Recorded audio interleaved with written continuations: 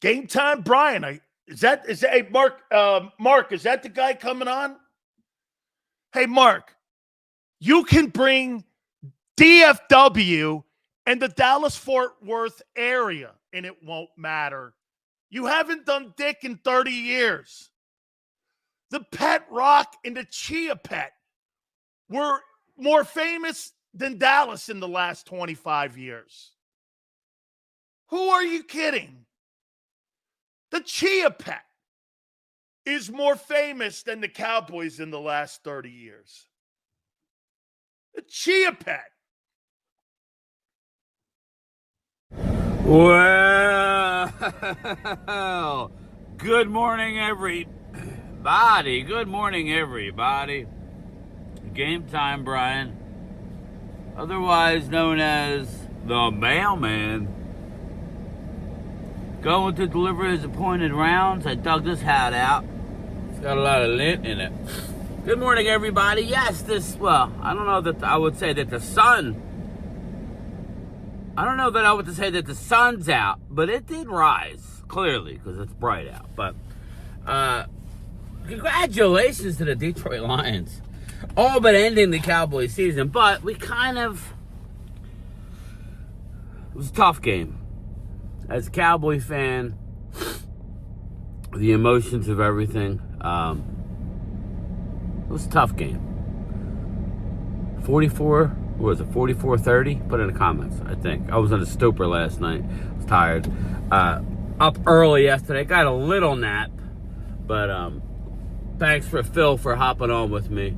I really appreciate it. We'll get in and get out. Those late games, I hate the late games. I really do. I'd love to have done a Zoom call and let everybody have their pound of flesh, but I needed to get to bed. Unfortunately, I work for the man, you know what I'm saying? So, the man don't care. Some people would call out today. Nah, I go in representing standing tall. That's the measure of a man, in my opinion. It's easy to come into a chat and act a certain way. Listen, man, if that makes you happy, do it. I appreciate the views. You know what I'm saying? So, but let's look at it now that the game is over. It was weird. I was way less worked up about it than most people, because I predicted a last second win type of situation. I did pick a 4-point win. I thought Dallas defense would be better, but in the end, Dallas hasn't played very well on the road this year. Before the trades, after the trades, it didn't matter. And the better team, the more prepared team, the more desperate team won. Everybody's complaining about Amon-Ra St. Brown. Hey, listen, stop them. Stop them. And we got plenty of time to talk about the offseason. We got 4 more games. This all but guarantees the Eagles to win their back-to-back divisions for the first time in 20 years. But I would venture to say, the trolls aside, the real Eagle fans would say, yes, we love the division, but they're going to have to play better too, or it's going to be all for naught. I mean, that's the idea, right? Isn't it? Or is it just win the division? I mean, once I realized, we realized this. I was holding out hope of some sort of magical run. But going back to last night's game, the Detroit Lions were near the bottom of the league in sacks. They were not getting pressure. They were not. They got pressure. Let me just rattle off. Again, everybody likes to bury Tyler Guyton. Tyler Guyton has made big-time strides through multiple injuries this year. He's had a high ankle, and then he hurt his ankle again. I don't know if it's the high ankle, but he'll probably be ready for Minnesota.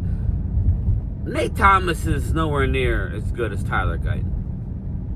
Terrence Steele struggled last night, but again, the way Dallas ran their offense, they weren't helping too much. They were chipping a little, but they weren't helping too much. Terrence Steele gave up 7 pressures. Now, that's a lot, right? You would say, well, of course, yeah, that's a lot. Nate Thomas, who's an awesome young player, but not ready for prime time one-on-one, gave up 11 pressures. This is coming off of a 3-game streak where they did not allow many people to get to Dak Prescott. The Dallas Cowboys have been one of the better teams in the league on the offensive line as far as their, just giving up sacks. I mean, pressures matter. Of course they do. That's what really matters. But Dak hasn't been hit that much over the last 3 weeks. He hasn't. Well, last night, El-Qadim Muhammad, who Dallas Cowboys had in training camp last year, just to let you know, you can pick up guys and they can explode. Like James Houston, for us, El-Qadim Muhammad exploded last night against Nate Thomas. Again, these aren't any excuses. I take my hat off to the Birds. Looks like you're going to win back-to-back divisions. They know. The real ones know they need to get their own act together if they want to do anything. Still Cowboys, still rooting them to wins. I think that they're going to be favored in the next 4 games. Whether they win 4, that's going to have a lot to do with that last week. I could see them losing 1, sure, maybe 2. I mean, I could see it. I could see a world where that happens. We'll see emotionally where they sit after this game. I think they're fine as far as emotionally. But playing 4 games in 17 days, Dallas, I don't know what was going on with George Pickens last night. Now you turn on the radio, and I watch 105.3 The Fan YouTube channel in the morning with my coffee, with the liquid gold, which I don't have any more with. I'll grab on the go today. I don't know. He was uninterested from the first play of the game. Put in the comments, Eagles fans, Cowboys fans, and I don't care, Lions fans, who's ever watching this video, what do you think happened with George Pickens last night? I mean, you could troll, but that's not going to make me think if you just say stupid shit. Honestly, what happened? Because literally from the first play of the game, when the handoff to Javonte Williams, George Pickens was running. He was not running well. You know how they do they measure your speed? Okay, everybody was, I think CD was 7.6, right? Dak Prescott was running harder than George Pickens on that first play. Measured by the GPS, I guess. Dak ran a 7.4 and George Pickens was at a 7.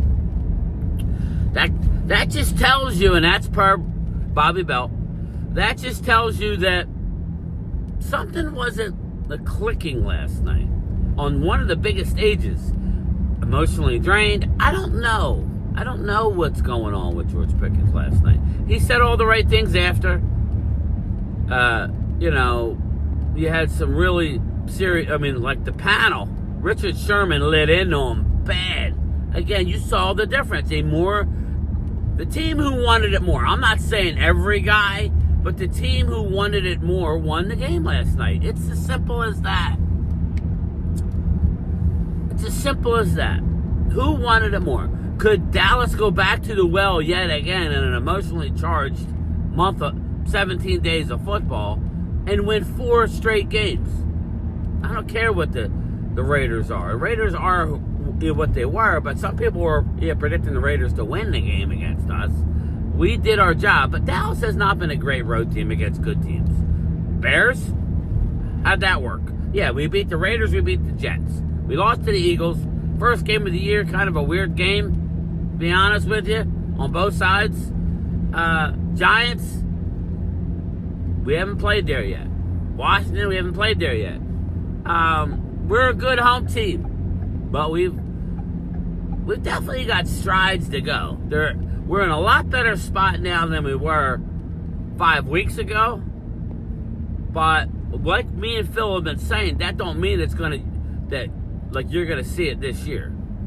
They dug themselves a hole, to Drew's point and other teams' point. You just lose games because, and you you just can't come back. You're lucky to come back against the Eagles, down 21. That's not an opportunity. Now, they played better against I think they played better against the Chiefs, to be honest with you. They were only down 7. And I think they actually had a 10-point lead. They never had a lead last night.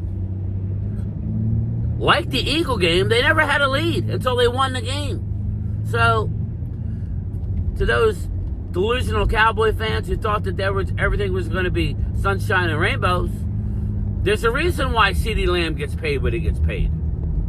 All right? Is he perfect? No receiver is perfect, everybody. No receiver is perfect. They all have ups and downs. But CeeDee Lamb, when he was questioned his heart and if he could handle playing opposite George Pickens, what has he done? Well, on Thanksgiving, he kicked ass. And last night, he kicked ass. And now we just got to hope that he's good to go for the Minnesota Vikings and clears the protocols because he slammed his head against the turf. Right? So, that's where you make your money.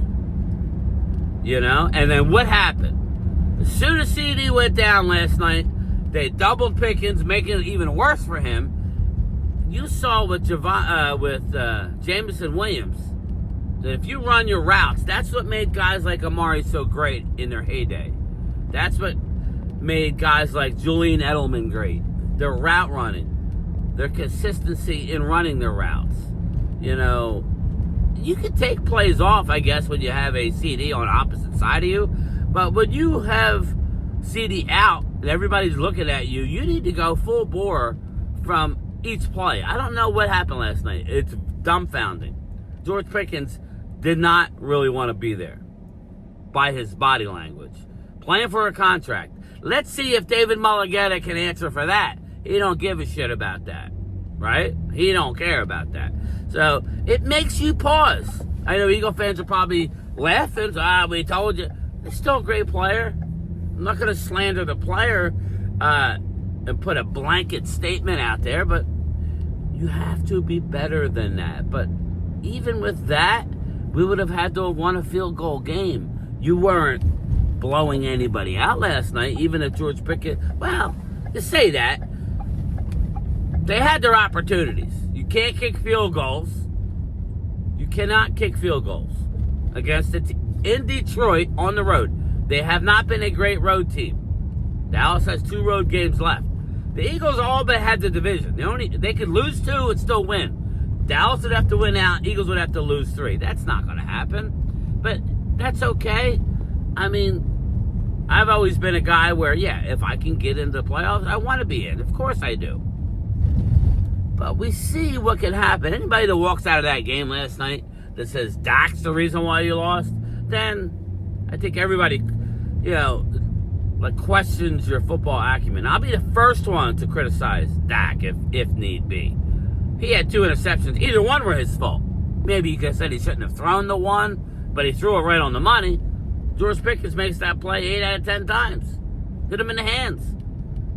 Didn't extend. He was lazy last night, George Pickens. He was lazy. Sorry, bro. You were lazy. May have cost you the game. But you weren't the only one. Jake Ferguson. Not sure what he was doing early in that game. Stop trying to get the extra yard. Secure the ball and go down. That's where the game was really won and lost. But it didn't help that Pickens seemed like he lost his teddy bear. You had 3 turnovers, didn't get any. That's where the game was won and lost. But let me just, before I get to my destination, my question too is, and I don't like overreaction, but that's what Mondays are, Fridays. This feels like a Monday. Overreaction, right? Matt Eberflus, again, I don't know that his scheme fits, man. I've seen it look good at times, but again, no offense, Eagles, but your offense right now is not very good. So when it looks good against the Eagles at times or other teams, fine. But against Detroit, in a game like that, you knew Detroit was going to come out hot. Jahmyr Gibbs is freaking unbelievable. Jahmyr Gibbs is unbelievable. So playing, just rushing 4 as much as we did, I don't understand, Matt. I don't understand. You've been having a lot of success with the 5-man line, and then you do that? I don't know. Maybe somebody who knows more than I do could put it in the comments and answer me what the hell happened. Because it wasn't good at times. And then times it was good. They did a relatively good job against the run, other than the few explosives. Tough night for football, but not totally surprising from our standpoint. Phil picked the loss. I picked a close win. I was banking on some mojo.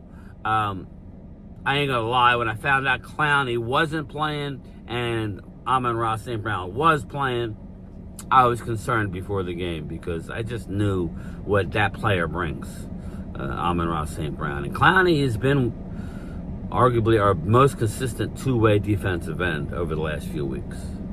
He does the little things right. So, all right, everybody.